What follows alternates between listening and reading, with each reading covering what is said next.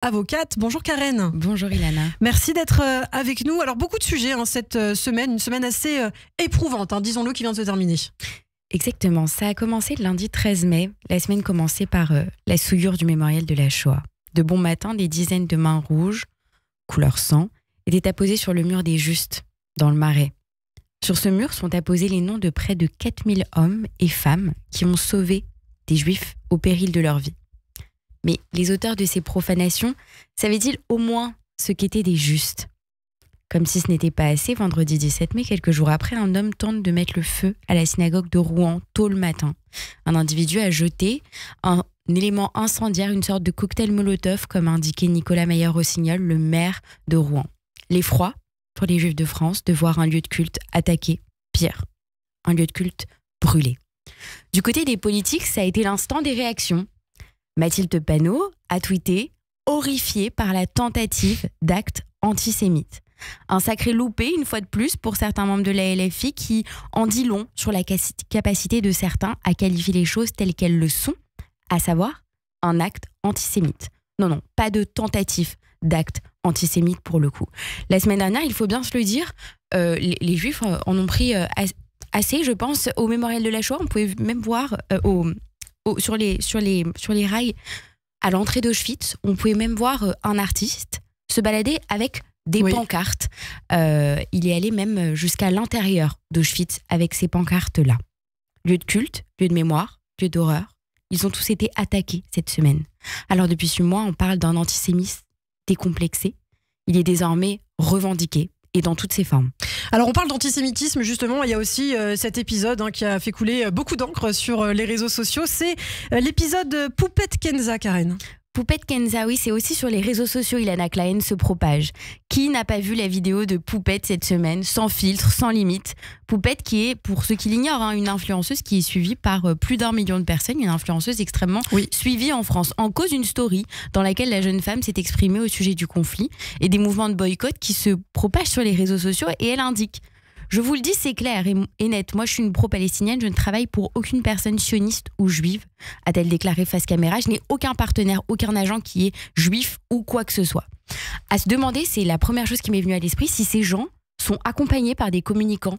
Est-ce que leurs propos sont véritablement encadrés avant de dire des choses pareilles face caméra, avant de dire finalement le fond de sa pensée. Des propos choquants qui mettent en danger des milliers de personnes parce que diffusés sur les réseaux sociaux et diffusée à des millions de personnes. Et dans les derniers jours, hier ou avant-hier, elle postait une vidéo qui a été filmée depuis l'étranger en s'inquiétant d'être emmenée en garde à vue à son arrivée à Paris.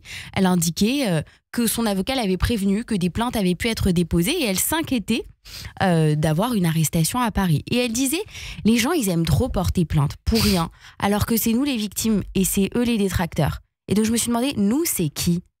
Et eux, les détracteurs, de qui parle-t-elle ? Les juifs ou les sionistes, Poupette ? On s'y perd un petit peu là.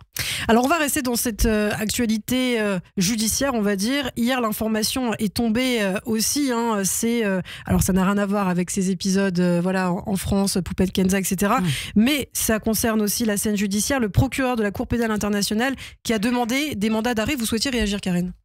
Oui, Karim Khan, procureur général de la Cour pénale internationale, a demandé lundi l'émission de mandat d'arrêt contre le Premier ministre israélien Netanyahou et son ministre de la Défense pour crimes de guerre et évidemment des membres du Hamas. En effet, le procureur de la CPI a estimé, c'est ce qui est donc indiqué dans le communiqué, qu'il y avait des motifs raisonnables pour considérer que ces 5 hommes étaient responsables des crimes de guerre et des crimes contre l'humanité.